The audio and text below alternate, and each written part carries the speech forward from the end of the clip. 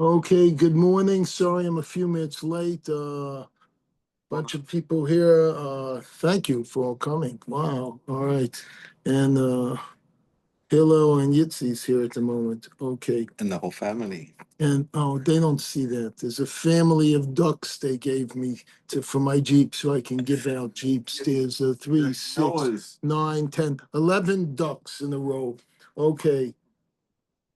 Thank you, Hilo, for the ducks. Okay, we are up to 63B. That's Samach Gimel Omid Beis, and we are about a quarter of the way down the page, right in there which says the odds. And furthermore, the first few words in the line is She'ein Makifo Mutor. All right, but we're starting from the that's where we left off. We thank Hashem that we can learn. He'll bring Mashiach now. We're learning for Refuah Shlema for the rabbi's father, whose name is Tzvi Halevi ben Miriam Edel. Also Refuah Shlema for Naftali ben Menucha Bela. Also, my son went back to the hospital yesterday, but came back last night. He really needs refuah shlema. So, Uriel Gabriel ben Rechochaya, if you could say Tehillim for him, and Mem Gimel is his Tehillim. I'm sure he would appreciate. I would appreciate. Right, it's rough for him getting out. Who else? Israel. And everybody else that needs it, and all of Israel, and bring back the hostages now. I lost vision of seeing people cancel. I like seeing someone's face there, so I know I'm not talking to myself. Okay, it's good enough. Okay. All right. Oh, hey, Josh. All right, Josh is he's the only thing that's animated. Everyone is just a blob on top of a blob, or a black phone, or Moshe's picture of a million people in his family. Oh, wow. Okay. Just killing mitzvahs. All right. V'od. And furthermore, chen benisha ein makifo. In the case of the storekeeper who does not regularly extend credit to the employer, all right, milo mishtabed, does then the property of the employer not become encumbered by the storekeeper? All right.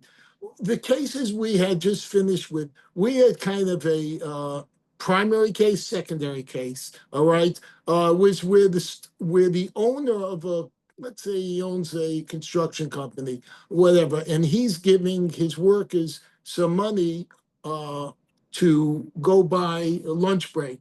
Now, they might buy something that's prohibited. They might buy maser, they might buy shvius, they might buy yayin nesach, all these items that we mentioned, prohibited foods or drinks. So he's not allowed to do that with his money, all right? And then we also asked the question of whether or not, well, what if he had, remember this was all going back to the point of service time with the dressmaker and whatever was going on back then. Won't go into detail because it drove Chaim nuts, all right? But the questions that were raised is, what if he had an account, like a debit card in the place that he already paid, and then, in other words, the money was there beforehand, or they were using his credit card and he was going to pay later on. So earlier on, we had cases of he had paid before or you paid after, this again going back to dressmaker, it didn't really count as point of service payment and therefore was not prohibited. The question's now analogous to here. What's going on? Do we really need two cases with a storekeeper? Can we learn whatever is going to be taught within one case? So let's just read a little bit more. Ba'amar Rava, and Rava said, Ha'omer lechavero. All right? If one says to his fellow, Tain mana lefloni. Here, give a mana. Give this amount of money to so and so. And let all my properties be acquired by you. All right. He's kind of doing a barter here. He's saying, is it a barter? What's going on here, or is it agav? Let's just read it. What is it more? He says, take this money and give this money to so-and-so. And by doing that, you will acquire all my properties. That's the case. And the person does it. Kana midin arev. Oh, it is arev. He acquires because of the law of a guarantor. All right. We see that the law of a guarantor allows the one who gave the mana, meaning the money, to actually acquire the property of his fellow. All right. Likewise, a storekeeper who does not regularly extend a credit to this employer, notwithstanding the lack of a prior relationship of trust, his act of giving food to the workers should gain him the right to the employer's property in the form of an encumbrance on account of the law of guarantor. All right. So we're trying to take that law of Orev, of guarantor, and say, well, if this storekeeper who runs his food store is going to go and give food to uh, the workers who are being told to come to the store, go have your lunch breaks there, all right, then it appears that if we can apply this analogous situation we just mentioned, that would mean that immediately the store owner is due and owns the money owed to him by the owner of the business, all right? And if, I'm not going to say all right, Josh was counting my all rights. So he's going to immediately get it on the account of a guarantor.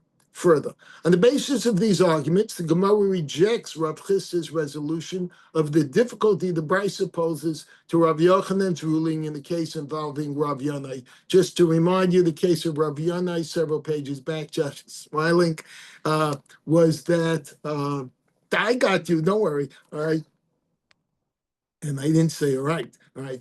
With the case with Rav Yanai, is Rav Yanai's family would go to, during the Shemitah, the seventh sabbatical year, and they would ask the poor people for some food, to lend them food, and they ended up paying them back in the eighth year, or at a time when the sabbatical year no longer applied. All right. And Hillel had mentioned the other day that they were actually doing these poor people a favor, because when the poor people had gathered this fruit or produce that was in the fields, some of it was about to rot. It's like, hey, get rid of it today or you're not going to be able to do anything with it. And they couldn't eat all that. So by the fact of Yanai's family or students, whoever was, were acquiring it, they're actually even doing them a favor. So Gemara now presents a different solution to the difficulty. Let's see. Elama Rava. Rava said, Lo shna makifo, lo shna shena makifo. It doesn't make a difference whether Rav Yanai's supplier did regularly extend credit to Rav Yanai or whether he did not regularly extend credit to Rav Yanai. Falgav the Mishtabidle, although in either case the property of Rav Yanai would be encumbered by the supplier, Kevin de lo miyached shibudo. By the supplier. So what we're saying here, we're trying to give an alternative answer to having two cases. We're saying it doesn't make a difference if, he had a line of credit or didn't have a line of credit. Either way, his property would be technically owned by the supplier, analogous to the first case we started off with. Kevin de lo miyached shibudo. Nevertheless, since Rav Yanai did not designate a specific item which to repay the obligation, lo mitzah, the produce for which he eventually repaid did not become prohibited as the exchange of the Shemitah produce he received. Therefore, Rav Yochanan approved the actions of Rav Yanai. All right, so we're just trying to give an example here that we can say Rav Yochanan actually said it was okay with what Rav Yanai did, because he did not specifically delineate that these items would be used to pay for something. And if you recall yesterday, we said when the this business owner sent these guys to go get their lunch break, there was a difference between him saying, here's $5, and with these $5, here's a dinar, go get dinner. All right, that's what he said yesterday, as opposed to you know, here's money, here's your wages, do whatever you want. You want to get dinner, fine. So it makes a difference if the dinner is delineated for dinner. Okay, how you like that tongue twister? And it's, Okay. it's the same as the one for the cow when they designate like this. Yeah, right. If you notice, like Yellow said, it just sounds like the same thing with the cow back by the dressmaker. It all has to do, all these Gemaras are in situations are very analogous because we're trying to learn and understand what the rule is that's going on here.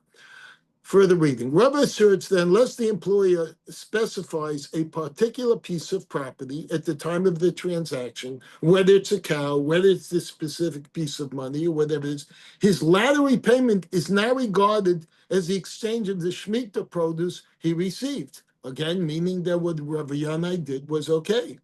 He understands this to be the basis of Rav Yochanan's ruling. The Bryce, however, seems to contradict his assertion. The Gemara now turns its attention to the apparent difficulty. So, what is the difficulty that we're going to bring up that's found in this, standalone Bryce? Ela hacha.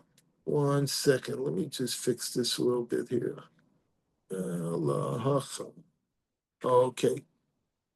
But if Rab is correct, then here's the Bryce's case.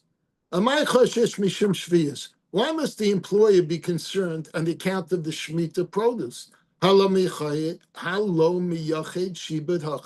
But here, where the employer did not designate a specific dinar, all right, for the dinner, with which he will repay the obligation, all right, accordingly, his payment should not be regarded as exchange of the Shemitah produce that was supplied to the workers. And remember, you can't buy Shemitah. So we're trying to avoid the point of sale with this by saying that he wasn't specific.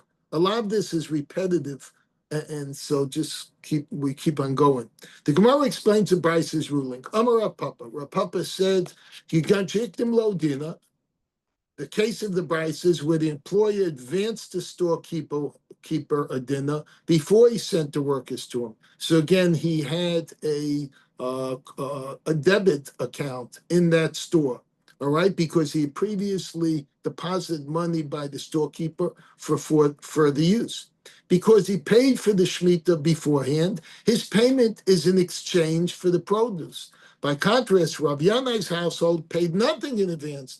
Hence, their case cannot be compared to the case of the Brisa. That's what we're saying at this point, right? Every time we say something, it'll raise a question. You say, well, wait a minute, I thought you said this. Well, wait a minute, you just said that. Because that's the reasoning that's going on, and that's the fine-tuning and the emery board on our brain to understand what's going on. Rav Kahana. Rav Kahana said, Amrisa lishmata, shmata. Kane de Rav Zvid Minahardai. I stayed Rav Papa's teaching before Rav Zvid of Nahardai. Amali, you know what he answered me? If so, that the employer can advance the storekeeper money, a dinner, before sending over his workers. In other words, he gave him money for a debit account. Aditani tzu vichlu tzu ushtu vani pareya. Then instead of the Brisa saying, go out and eat, go out and drink, eat, drink, and be merry, and then I'll pay, he should have said, tzu vichlu tzu ushtu vani mechasheni bailei. Should have said, go out and eat, go out and drink, and I will calculate. In other words, that is the value of the food against the dinner supplied. In other words, he should have just said, hey, go get yourself dinner or your lunch break, and don't worry, we'll figure out how much you spent, all right, and we'll calculate how much has to be removed from this debit account. Amr Slay, I said to Rav Zvid, Tnitzu vani mechashiv. No, indeed, amend the Bryson to go out and say, and I will calculate. Tnitzu vani mechashiv. All right, 1082. I think what we're trying to say, he was Well, let's hold up and we're going to understand what he's saying. Rav Papa explained that the Bryce's case is where the employer advanced money to the storekeeper. The Gemara now offers an alternative to his interpretation of the Bryce. Okay, he keeps on going back and forth, and that's what's confusing. Let's just wait to the end. Let's pray for a takeover here. Rav Ashi said, "Kigan shenato v'natan biyad." The case of the Bryce is where the employer took the food with his own hands from the storekeeper and gave it to the workers. Now we have a problem. We haven't mentioned that till now. Up until now, we're talking about, he said, go, eat, and be merry, and it'll be paid for on the account. Or here's some money. Why don't you go and take a break? Whatever you do with it, it's whatever you do with it. All right? But now we're saying, no, that the owner of the business actually went over to the storekeeper with his workers, all right, and he picked out the merchandise, which may have included perhaps Shemitah, sabbatical stuff, or Maseches that wasn't yet, I don't know what, prohibited. Yayin Nesech, he took a bottle of wine that certainly was going to be used for libations. It said on it, this wine produced for libations of idols only, right? We have, kosher Pesach, they had their own labels on the bottles, all right? If he did that, that would certainly be a problem, all right? Thus, the Bryce's concern is not that the employer's later payment is the exchange of the Shemitah produce, but that the employee acquires the prohibited food or Shemitah food and then hands it over to the workers himself. So he's saying that's what's going on in this Bryce. Since nothing similar occurred in the case involving Rav Yanai, that incident is in no way analogous to the Bryce's case. So having confused you totally, where we tried to bring a Bryce and tried to use it as proof for that it's similar to the case of Rav Yanai with the Shemitah when they got it in the 7th year and paid back in the 8th year. We're now finding out these cases are not analogous at all. And if they're not analogous at all, don't worry if you don't remember what we just said, because it didn't really count. Let's go further. The Gemara questions Rav Ashi's explanation of the Brisa. Let's see what he says. Amalei Rav Yema Rav Ashi. Rav Yema said to Rav Ashi, if so, that the employer himself handed the food over to his workers. If so, then instead of saying what we said before, go out and eat, go out and drink, do what you want, all right? He should have said, Tulu v'ichlu, Tulu ishtu mi baile. He should have said, ask my kid, take this and eat, take this and drink, because he was giving it to him. All right, it's a totally different situation. Who's in control here? The Jewish owner is in control, as opposed to the workers who may have been Jewish, may not have been Jewish, whatever, let's assume they were Jewish, and they're going and eating prohibited foods because that was the choice they made. For he himself hands the food to the workers. They're probably non-Jews. The Gemara, what? They're probably non-Jews. If they're non-Jews, they're allowed to have, but he can't have hana from it. Okay, so it didn't make a difference whether Jews or non-Jews. Either way, he's not allowed to have it. Jews always do the right thing. Okay, and when we say non-Jews, again, we're talking about idolaters, not necessarily at this time, just not being Jewish. We'll see the Gemara will go into that in detail on the next page if we ever get there. All right, Amalei, Rav Ashi said to Rav Yema, Tni Tulu Vichlu Tulu, or Ushtu. That's what we just said. So now we have a new inquiry.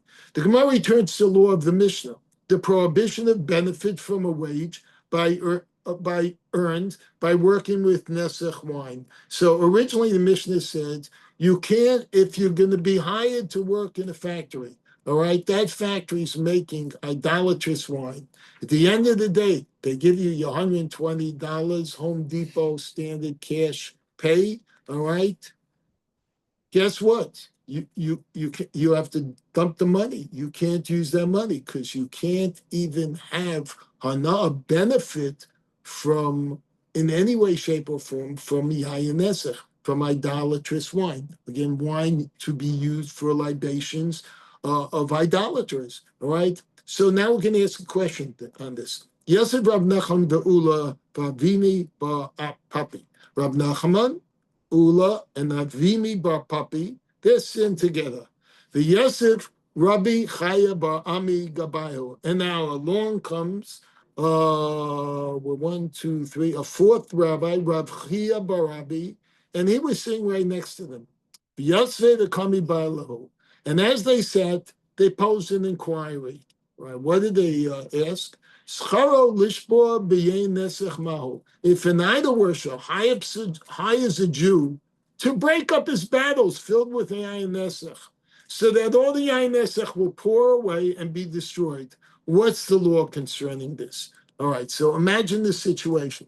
The guy the non-Jew owns a yain nesech factory. He was producing and he's going out of business. He wants to sell his factory. I'm making up this case. Why? Because he's got good warehouse space. All right. Well, before he can go and show it, with a realtor, he's got to get rid of all these barrels there. I mean, fill up the whole place. How do you show? You're a realtor. How do you show a house if it's all full of furniture from floor to ceiling? You got to get rid of it. You got to stage the house. It looks nice. So he's got to get rid of the bottles. So he hires this Jew that was seen by Home Depot, and he says to him, "Hey, I will pay you if you come in. All I want you to do is smash the barrels." Sounds like Avraham Avinu, age 3, smashing his father's idols. Demolition job. Right? Yeah, it's demolition of.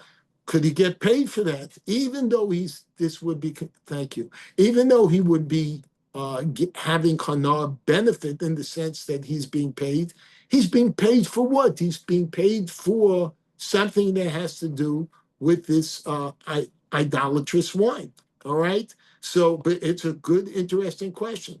And if you notice, the trend will be we're going to keep on thinking up another question. Are we dealing? Did you really make the money directly with Yayin Esech? Did you make it indirectly with Yayin Esech? What if it's just not Yayin Esech, but Stam Yenim?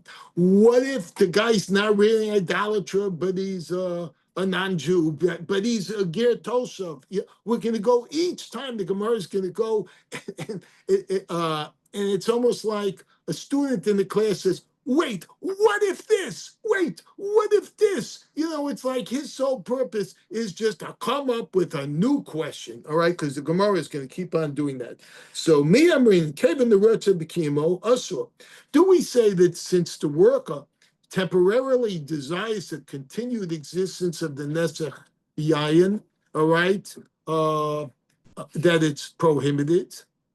What do we mean he wants it existing? This guy has a day job. He's only going to get paid for as long this wine sits around.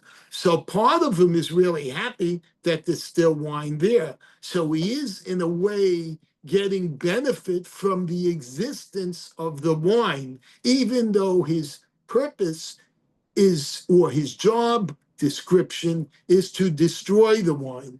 All right. He's probably getting paid hourly. Why call it daily? It doesn't. No, but hourly. So the more he prolongs it, daily. the more The he makes. bottom line is it's not necessarily that he's prolonging it. He's happy it's there because as long as it's there, all right, it's job security.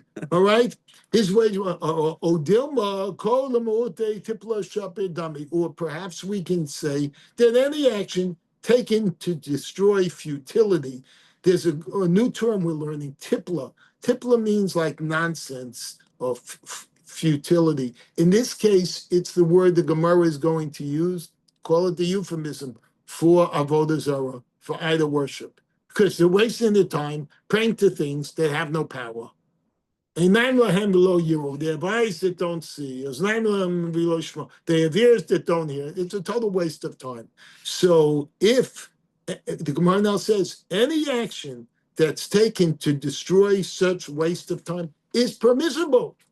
If accepting the job is permissible, its wage is certainly permitted for benefit. So the Gemara is now given the hector or permission for taking the job where you go into the idolatrous wine, the Yayin Nesach factory, and you break barrels. Even though it's nice, as long as the barrels are around, you still have job security.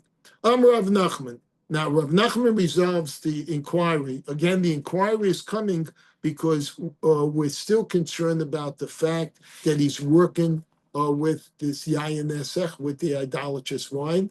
And number two, that he's kind of getting benefit and happy that it's around as long as it's around. So Rav Nachman said, Yishbo v'tavo la bracha. Let him break the barrels. Go ahead, destroy the place. And may a bracha be on his head. All right, sounds like a scene from Fiddler on the Roof. All right, the Gemara seeks to support Rav Nachman's ruling. Layman Messiah, let us say that the Brisa supports the ruling of Rav Nachman. What does it state there in the Brisa? I adadin im avode im ha'ove kochavim b'chlayim. So this is a totally different case.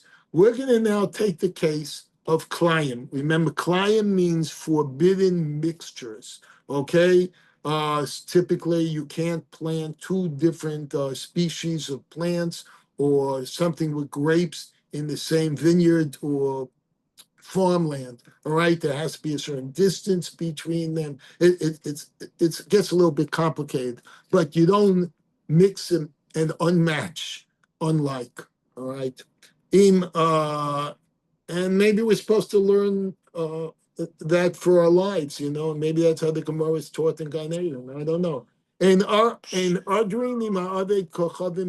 So it says we may not hold the ground around Kilayim plants for an idol worshiper. So why? Or he says, but no, not why. That is the law. You're not allowed to do that. All right, that's if you're hoeing or planting, that's Kilayim. Not allowed to do that. He says, but look what it says there. Remember, tipla we used before to refer to the nonsense of idol worship. We're using this word tipla again, tifla referring to the Kilayim, because it's food that's forbidden for us to, it's forbidden to do. If it's forbidden to do, it shouldn't be done. If it shouldn't be done, there's a reason for it. So that means Hashem doesn't want that there. If Hashem doesn't want it there, it's like a non-existent stuff. It's there to make a choice, but the choice we need to make is not to get involved with it, right? So it said there, we may uproot the Kilayim plants for an idol worshiper in order to destroy the fruits of fertility, all right, the Kilayim plants. So in that Brisa, Mishnah, wherever it was, it says he can hire you and you can work for him and you can get benefit for uprooting the plants. So it's very analogous to breaking the barrels. As long as there are plants to uproot, you're going to get paid. So in a way, the guy's kind of happy. Hey, I have a little job security. Look at this field. There's all these plants. Is he getting hana? Is he getting benefit from it? All right. So again, such an analogous type case. So here, I'm just going to read in English. Although a Jew hired to destroy Kilayim most certainly wishes it to remain in existence long enough for him to receive payment for its destruction, he's still permitted to accept the job for destroying it. Likewise, in the case of Nesach wine, the one we just read, one's permitted to accept payment for the destruction of the wine. Therefore, his wage is permitted for benefit. So now, the Gemara is going to explain the whole basis for this proof it brought. Savruha. They, the people who advanced this proof, held as follows. Hamane. First of all, who is it that held it? Who's the Tan of the Brisa? Rabbi Akiva. This is our famous Rabbi Akiva. And I love Rabbi Akiva because Rabbi Akiva didn't start learning Torah until he was 40 years old. So you learn one thing from Rabbi Akiva. It's more than Pesach Sheni, a month later, the do-over. You could even start again at age 40 if you never knew anything. There's never a time that you can't start learning, no matter how old you are. So if Rabbi Akiva could become the great Rabbi Akiva he was starting at age 40, certainly anybody can. All right, so it is Rabbi Akiva. Let's see what he says here. The Amo said, "Hamakayim b'Kilayim loka." Ooh, look what he said. He said, someone who maintains Kilayim is going to get Malchus. That is, he's stating the prohibition. If you plant and maintain the growth of mixed pastures, we'll call it, all right, then you get Malchus, which is lashes, all right?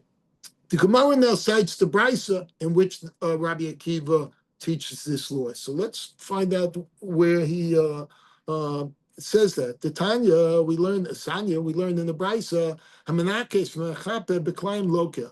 One who's working with Kalayim pulls out the wheat or covers seeds with earth, incurs lashes, for in so doing he fosters their growth.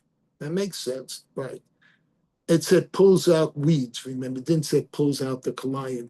So in other words, if he helps in any way the production and of the planting methods and the growth of these mixed pastures, he's going to incur lashes. The wheat will be bad for the plant, no? What? The weeds will be bad. Yeah, so if he gets rid of the wheat, yeah, so he's doing the right stuff for growing that, except growing that is not the right stuff. All right. Rabbi Kiva says, Afa Mekayim, even one who maintains client plants is liable. So catch it here. So Rabbi Akiva is adding to that, even if you're still sustaining the plants, all right? So that sounds like what we just, the story where the guy's being paid to pull out the plants, all right? Because so long as he's sustaining the plants to pull out the plants, all right, we're saying, you know what? Is that allowed or is it not allowed? All right. And what we said, Rakiva said, I think we said that he doesn't get But malchus. the first pulling is to destroy, and this pulling is No, yeah, we're not talking about pulling weeds. We're talking about the pulling of the plants out. But in the interim of pulling the plants out, it has to be there. All right, I'll give you a simple analogous situation. You know, I have a lot of leaves in my backyard. You know, like, all right, a lot of leaves. I can't keep up with getting rid of these leaves. So every Monday and Thursday, when the garbage trucks come, I'm filling the leaves. Actually, my wife is filling the leaves. She does that. She beats me to it. Fills the garbage cans with leaves besides the, you know, the regular garbage. In the meantime, we're making piles, or she loves to make piles of like piles of wheat of the leaves, so that as soon as they empty the garbage can, she can go at least half fill it up with leaves. All right. So that's kind of like sustaining the piles. All right. Because are we getting kanoah out of it? That's no question. We gain benefit because, you know, it's going to be easier, quicker, this, that. No, it's really the process by which we're going to get rid of it. All right. So that's kind of what's the discussion here. You have a question? Yes. Another question. You've been asked to, at least at some point today, speak in your Texas accent. So, all right, we'll find where it's appropriate. My time of the Rabbi Akiva. So what's the reason of Rabbi Akiva? It was taught in the following brisa. We're going to bring another brisa to support the reason of Rabbi Akiva. All right. Amakra, says in Torah, Sadcha lo tizra kalayim. The verse states, your field, Sadcha lo tizra kalayim. Don't sow kalayim. Or in Texas, they'll say, in your field, don't plant the kalayim. All right. Ein liela zoreya. So I know that only refers to who sows kalayim. Mekayim and minayin. How do I know if it's only maintaining the presence of this futile food until he can get rid of it? All right, or uproot it. Talmud Loma. So the Torah teaches us lo kalayim. All right, not kalayim. Kalayim may not be maintained in one's field.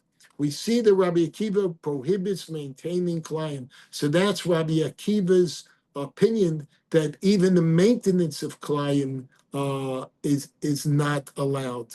And that low kalayim is actually moving the truck around, because the whole sentence, all right, is, let me find it here.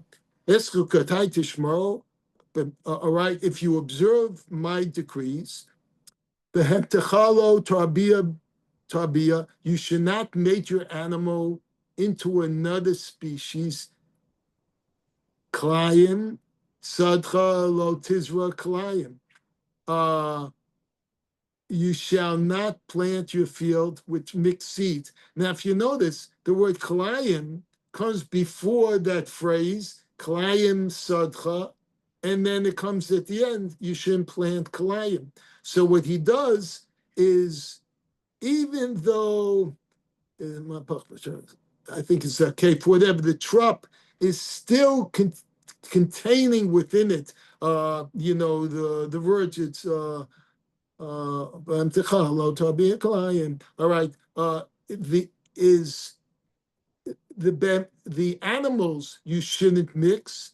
He's saying put the comma after the animals, and then because there's a word lo, no, lo, as Israeli said, right before tabia kalayim, all right, lo tabia kalayim, it means you can't sustain the claim, or something like that. He moves around the comma in the sentence to get his reasoning. I don't want to figure it out anymore. It just get confused me more. The Gemara, you can work on that in your spare time. The Gemara now develops the connection between Rabbi Akiva's ruling and the proof to Rav Nachman. If Rabbi Akiva forbids a person to maintain kalayim, it follows that he must also forbid a person to desire its continued existence. All right, which I said, all right, sorry, which is It's okay. the situation here where the guy's hired to destroy, to uproot this futile clayim, this futile mixed species that's there. But in the interim, he has to wait as it's being maintained. Nevertheless, Rabbi Kiva rules that in order to destroy futility, one is permitted to accept a contract to uproot Kalayim. Notwithstanding, until the plants are destroyed, he will desire their continued existence. Now I understand why I'm confused, and maybe I'm confused you, because Rabbi Kiva holds that you can't have its continued existence. Maintaining climate is not allowed. But he says in the case where you're hired to uproot it, to get rid of it, and it would require a temporary maintenance of the climate in order to do that. Like, as I said, in the analogy I was trying to say, where we're making stacks of the leaves so that we can immediately put them into garbage cans before garbage trucks come. In that case, he's allowed to do that, and it would not be prohibited against him. So likewise, in the case of Yayin Esech, in the idolatrous wine, where one was hired to destroy all those bats, it would temporarily desire its continued existence, the job security, as Hillel said, he's permitted to accept the job and the wage is accordingly permitted. The other question. So that they're not doing anything like active to maintain. Like he's not doing anything to keep the barrels Right, there. it's just passive. Yeah, we're talking about he's just happy that it's still there. But happiness is a benefit. But he's not doing anything active. He's not pulling the weeds. Excuse me. To, help life, liberty, and the pursuit of happiness. Happiness is a benefit. He's happy because he has job security. Quiet. Thus, the proof to Rav Nachman's ruling is, and I forget, I'm just teasing you. I love you. Right. Thus, the proof to Rav, here's a ducky temporarily. Thank you. I want to take it back.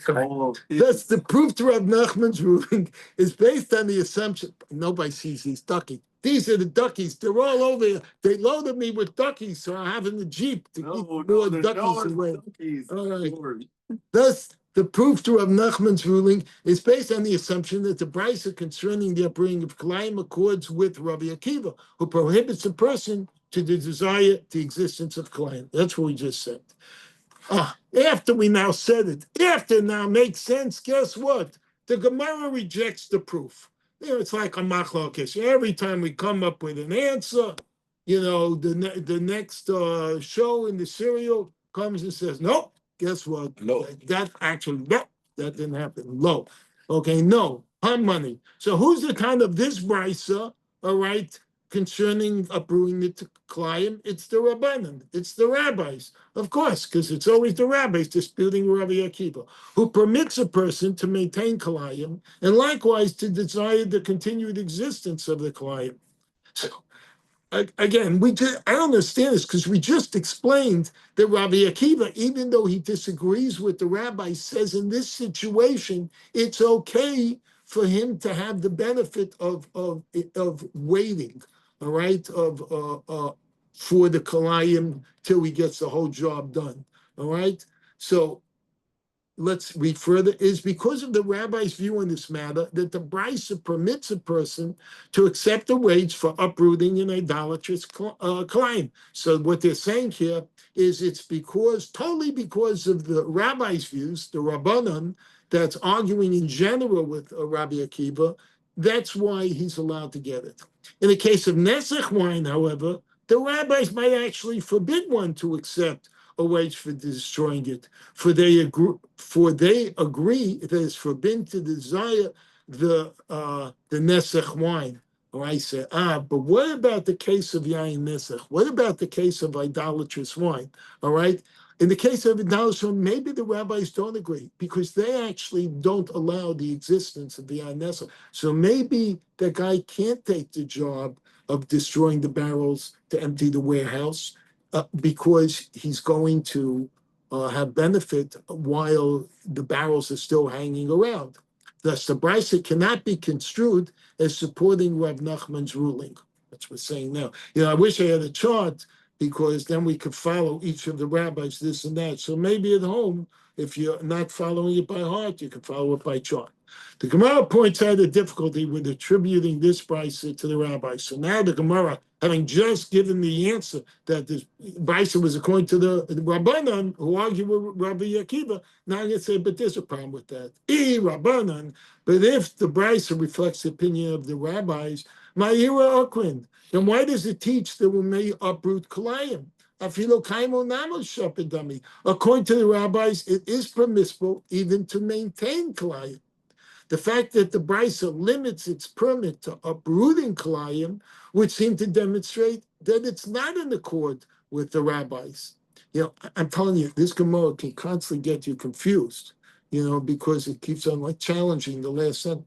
The Gemara explains why the rabbis choose to focus on uprooting Kalayim. By the way, this is why you have to do Chazara. This is why after you learn, or before you should learn it again. Because the more times you learn it, the more it sinks in. Or if you learn it, then you can keep a little chart. You'll be able to follow what's going on, and in the end say, now I know this core. Okay. So what are we dealing with here? Kigan the Kavid Bechinam. It's a case where he's working without pay. He's not even getting paid for uprooting the Kalayim, the Jew. For Rabbi Yehuda, Hidama, and this brisa is in accordance with Rabbi Yehuda, who said, "Liten lahem matnas chinam asur." It's forbidden to give an idol worshiper a free gift. No freebies to idol worshippers. It's a placard. No freebies to idol worshippers. Okay, remember that. Ordinarily, one would be forbidden to work for an idol worshiper without pay. The brisa teaches that since this fellow's purpose is to destroy the Kalayim, it is permitted. All right, so because he's really doing a Torah and Osei that's allowed, like, destroy idols, you should destroy Kalayim, therefore that trumps the giving him it for free because you're doing something Hashem really wants you to do. Thus, the brisa can indeed accord with the view of the rabbis that it is permissible to maintain Kalayim. Accordingly, it does not constitute proof to Rav Nachman's ruling. The Gemara responds that even if the brisa follows the rabbis and is stated in the court of Rav Yehuda's ruling, it still can be cited in support of Rav Nachman. Again, I'm not remembering what each of these said, so if you are learning this, you got to make a chart. But the Rabbi Yehuda Nishma Rabbi Akiva, from the Brice's ruling regarding what they said about the law of Rabbi Yehuda, we can infer a similar ruling regarding the law of Rabbi Yehuda as follows. Lavamar Rabbi Yehuda, asolitain lahem matnas chinam. What did Rabbi Yehuda said? He said it's forbidden to give an idol worshiper a free gift, meaning you can't work for free. He said for the idol worshiper, even if you're doing something that it itself is permitted. All right. He says, yet he rules that in order to destroy futility, it is permissible to work for them without pay. So that's the caveat.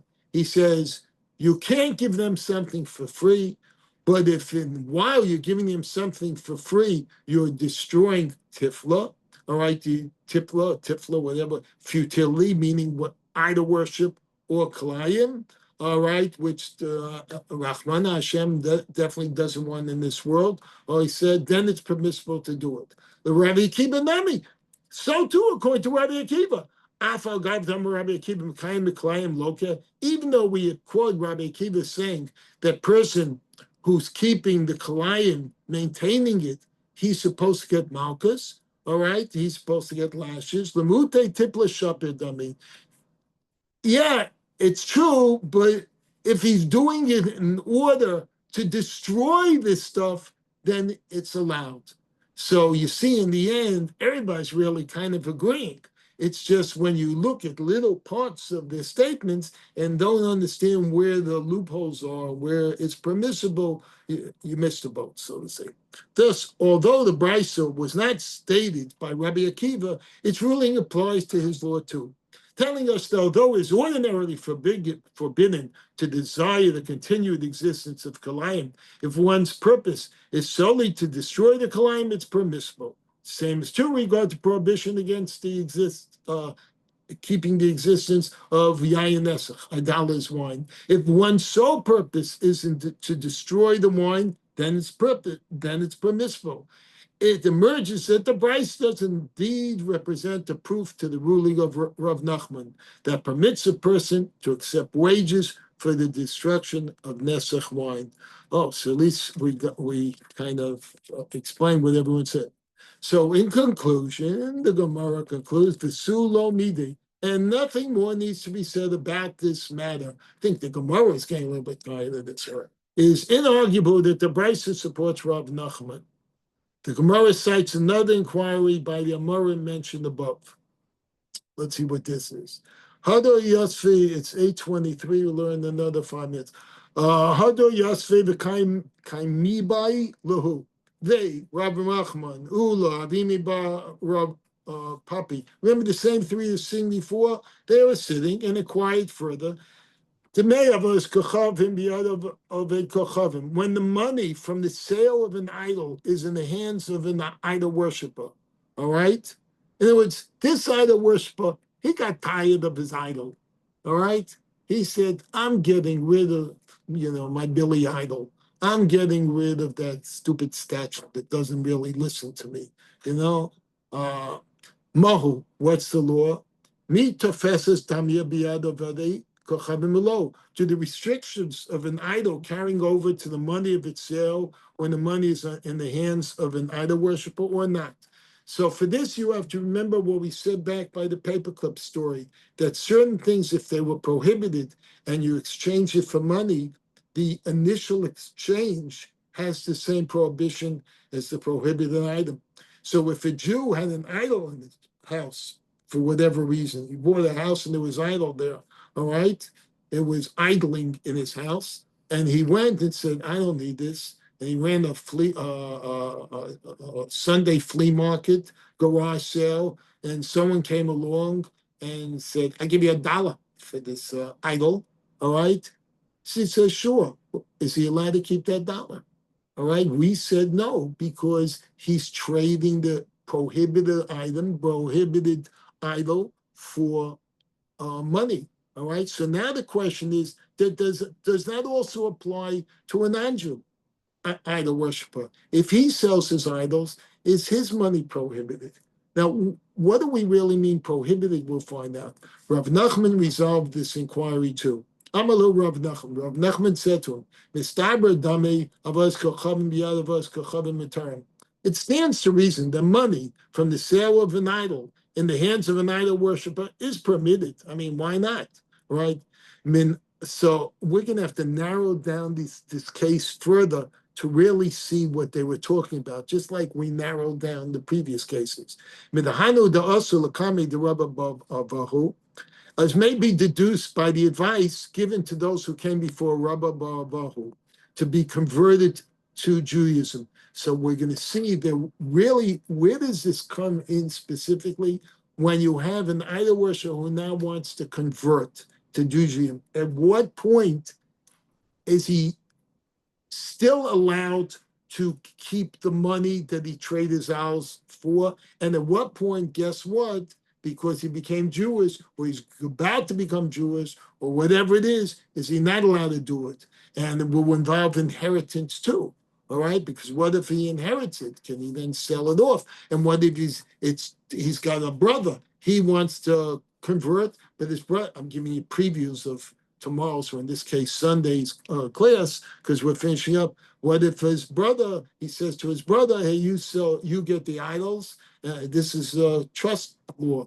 All right, and I'll get the stuff that's non-idol, yayanesech. All right, or is he getting benefit from the fact that he's giving him the other, this, that, etc.? So just read another line and we'll stop. So he said to them, go sell everything you have and then come and convert.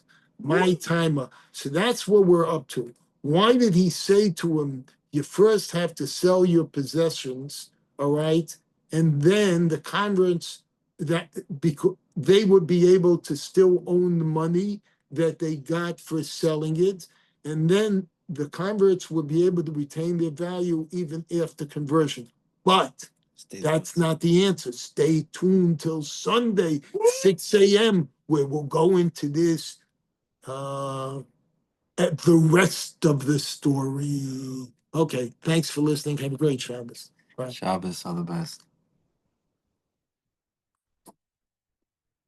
Let's run down. He'll take all those ducks immediately.